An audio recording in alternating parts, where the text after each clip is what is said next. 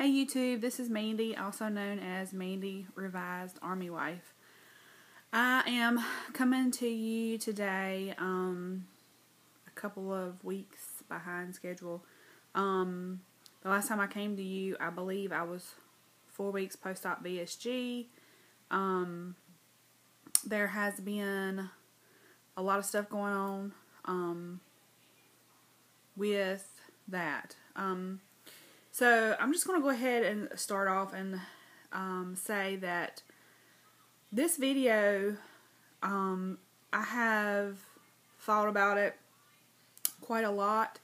I've had a couple conversations with people in my circle about whether or not I should do this video. I did not want to do it, but I've been encouraged to do it just so that if there's other people out there in the YouTube world that is similar to me, they'll have somebody to reference.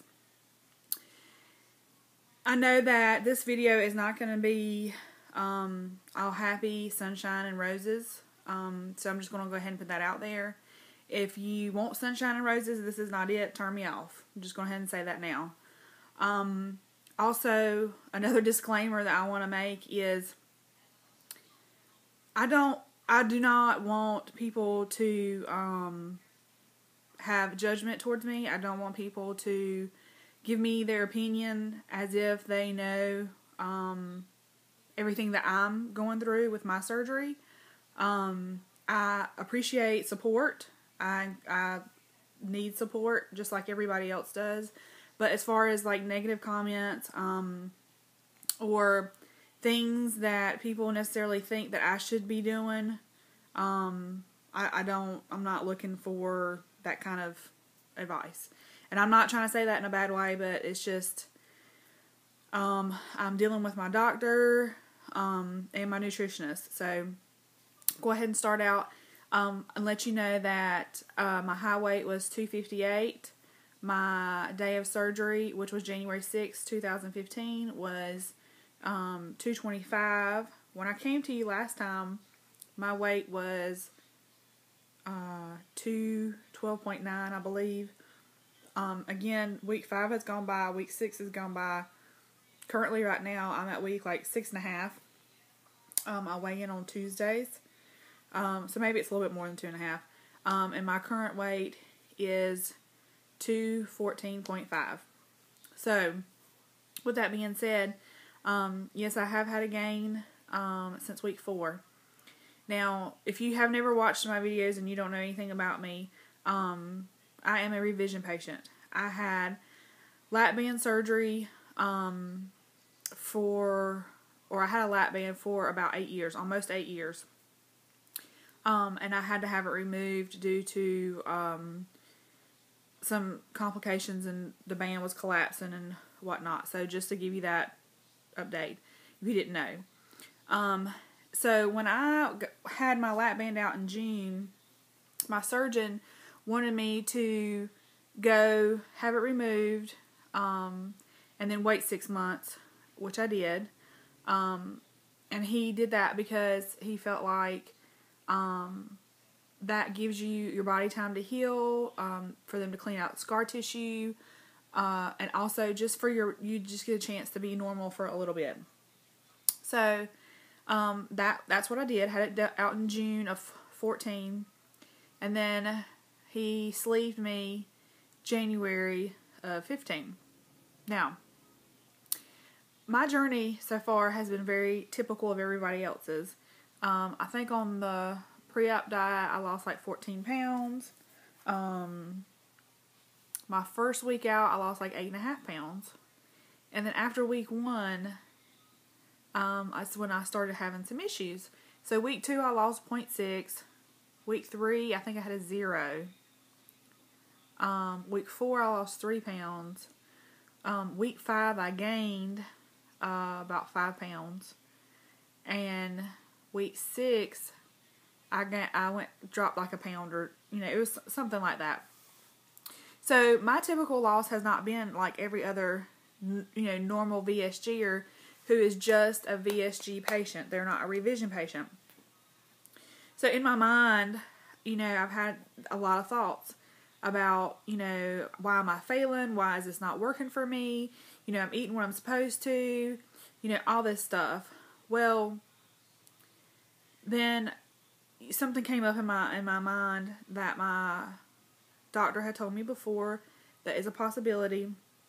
So immediately I'm just thinking, this is what it is. Well, before I get to that, I'll let you know a little bit more about my personal sleep experience as far as eating. So we all go through the soft food phases, liquid soft food before you move into more dense proteins. Well, I'm still hungry. I still have the hunger hormone. It was not cut out of my body. It's not, gone. I mean, I'm hungry. It's not head hunger, none of that. I'm hungry. So, I'm somebody that weighs my food whenever I eat. And the typical sleever can eat either, 4 or 5 bites, or they eat 3 to 4 ounces, and that's what they can eat. Well, I can eat 7 to 8 ounces if it's soft, and if it's a denser protein, about 6 ounces. And that is, with some vegetables. So, and then also my doctor does not require us to be low carb. We can still have like whole grains, that kind of stuff. So that's the food aspect of what my sleeve can do. Now, the good thing is with the sleeve, when I'm eating, I feel full like you do with a normal stomach. Versus with the band, when I got full, I would feel it like right here in the center of my chest, and it would start feeling like a big softball piling up into my neck, and then my back would start hurting if I overate. With the sleeve, I don't have that. I don't have the foamies. I don't have the tightness in the chest that some people say they have. I don't have the runny nose. Now, I have noticed a couple times that I will get hiccups maybe like 30 minutes later. And I mean, that's okay. That's not, a big deal or whatever. So that's for my sleeve. Now, the thought process on some of that is, why can I eat more than everybody else? And I have and I hope she doesn't mind I'm saying this, but I'm fairly good friends with the real Cherberry, if you didn't know. And she is, I want to say she's getting close to 10, 11 months out now. And when I discussed it with her, she told me that that's about how much she can eat now. So I know that I can eat way more than everybody else. Well, one of the possible reasons for that is when you have lap band, they place that band around the top of your stomach, where if they were going to do gastric bypass on a patient, that's where they would do it. So you have your egg pouch on top of the lap band. Well, because I've had lap band for so long, 8 years, it's a possibility that I'm having some sleeve dilation where the band was, which basically means this. As you eat food, and I can feel everything. Like, from day one, I could feel when liquid hit the bottom of my sleeve, and I could feel it, kind of filling up. Well, when you have dilation, it fills up, and then to the part where the band used to be, it can have a tendency to blow up like a balloon and allow people with the dilation to eat more than somebody who has never had a lap band. So that's a possibility of why I can eat more. Problem number 2 I've been having. Whenever I would drink a protein shake, regardless what it was, whether it was GNC, an Atkins, a Premier, it didn't matter what it was.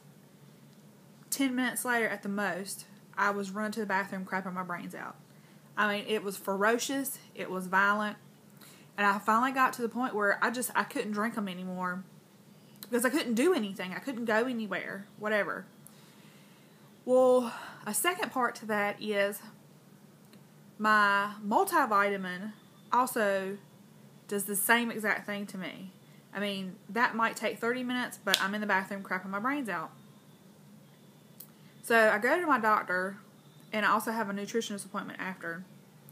my doctor explains to me that it is a possibility that I do have some dilation. We're not going to do anything right now as far as testing and blah, blah, blah, because I'm moving in a month. But, you know, another possibility, too, between the nutritionist and the doctor is with the crapping my brains out, I am a VSG dumper. I have dumping syndrome, which was not common with VSGers. It's more common with the gastric bypass people because of the malabsorption thing. Well, one of the things is I think that I'm drinking too fast, but also it's the quantity of protein at one time that I'm taking in. My body can't handle it. Because they ask me if at dinners, when I eat like a protein and a vegetable, do I do the same thing? And sometimes I do, and it just depends on what it is I'm eating. And they said I could be lactose tolerant, so what they got me to do the past couple of days, if anybody has experienced the same things, instead of doing the ready to drink protein shakes, instead of making my own, I have just been drinking by itself the Kroger brand Carb Master milk that is 60 calories for 8 ounces, 11 grams of protein, and it has 3 grams of carbs. So just by the milk by itself has 11 grams of protein. So you imagine mixing 11 grams of protein with a scoop of something that might be 25. That's 36, which is more than a Premier, which is a lot to take in at one time. So I've just been doing the milk, and they wanted to see if I was lactose intolerant. In the past couple of days, I've been doing just the milk a couple times a day separately, and I've been fine. I haven't been running to the bathroom and cracking my brains out. And the other thing that's kind of interesting about that is I have never had a problem going to the bathroom, and now that it's been 2 days, this morning it was like, an effort to go poop, and I don't ever have those issues.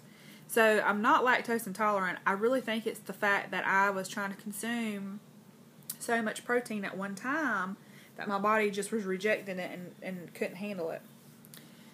The second part of that with the multivitamin is they don't want me to take one that I swallow. They just want me to continue to try taking one that is chewable, but it may be what's made in, like what's binding the vitamin together, like an artificial sweetener, is just too much for my system to handle. So I'm going to have to start trying out some other multivitamins that are chewable till I can find something that my body can handle. And then, dinner time, like my meals. So what they want me to do as far as my meals is do 3 meals a day with 2 snacks. And instead of trying to eat so much protein, they want me to cut my protein down to 3 to 4 ounces and just fill my plate more with vegetables. That way that I'm still staying full. You know, my sleeve is still full because you gotta realize I can eat more than a normal sleever. Because if I only eat like 3 to 4 ounces, then I'm going to be hungry again in an hour. So they want me to do 3 to 4 ounces of a protein with more vegetables. That way I stay fuller, and my body's not going to try to reject the protein. Now, as far as the gaining and basically being just like this, my doctor said that with revision patients, you know, you can have people that are going to just be normal. And because I've had my band for such a long time, that I'm just going to be in a longer stall process, meaning, you know, I'm going to have a longer window of time where I'm not going to just have a drop, but I'm just going to kind of be consistent. And I may only, you know, lose, 4 pounds a month. And I told him, I said, I understand that. When I started this, all I wanted to do it for was health. It wasn't to be 140 pounds. It was to get off blood pressure medication and be a better mom. Y'all have seen that video. Now, I just want to lose 1 pound a week. Just 1 pound a week. And when I hear people on these videos complain about, oh, I only lost 3 pounds this week, I basically want to give you a finger and say, fuck you. Because, I know that I started out as a low BMI patient. At 225 and 5'2", I think I was like a 43 or whatever BMI. But this is what I want to say about that. It doesn't matter if you start out at 220, 300, 400, 500 pounds. Everybody who has gone to the extreme of either having their stomach ripped out, putting a band around it, getting your intestines rerouted, whatever. We got here for a reason. Everybody has struggled for one reason or another. And a low BMI patient can struggle just as hard as a 300-400 pound patient. So, when I say, you know, people say, well, you know, you started out such a low BMI. Well, that's bullcrap. That doesn't matter because we all struggle just the same. So, he basically, moving on to what I was saying before, squirrel, he just said, you know, as long as I'm doing what I'm supposed to be doing, 800 to 1,000 calories a day, getting my protein in at paced out intervals, doing my liquids, taking my vitamins, I will lose weight. That it just may take me longer. And I'm totally okay with that. I just want to lose something. And I also know that there's not a lot of people like me out there. There's one other girl who's active in the community, and I just want to throw this out there in case there's somebody else that you want to follow that is similar to me. Her name is Jackie. Her YouTube name is Unbanded Cutie. And she has been a slow loser as well. She's in her 160s, I think, now on her last video, but she's had a lot of stuff go on in her life recently. And she talks about it. And that is another reason why I decided to make this video, is to let you know that there's all aspects of our journeys. Revision patients, we're few and far between that, you know, people, you know, actually get to talk about it. But I just have had to accept that this is my life. That this is how, not that, I mean, it's been a struggle my whole life anyway, but as long as I try to stay on track, get everything in I'm supposed to for a day, that whatever I'm given, I'm just going to have to accept. Whether it's a half a pound or a pound a week, that's just what my fate is going to be.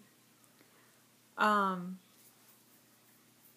I'm okay with that. I really didn't want a lot of judgment from people when I said, you know, I had gained 5 pounds in 1 week. And then the other aspect about this too is I had went to a gynecological visit, and they had to change my birth control because of the fact that my blood pressure has not come down. So now I'm on a non-estrogen pill, and that has just thrown me for a complete loop. So anyway, I don't want people to think that I wasn't making videos. I was just I was down. I was in a bad place. I wasn't feeling good about what was going on. Now I feel like I have a little bit of help. Hopefully this helps somebody. We're at 18 minutes. I don't mean to keep talking, but anyway, you guys, thank you for your support. Those that support me. If you have any questions, feel free to leave them below. Please only say positive things, because I am struggling. I'm trying to stay on track. I've cried enough about this. So, I hope you guys have a wonderful weekend, and I hopefully won't be as long making a video next time. Peace.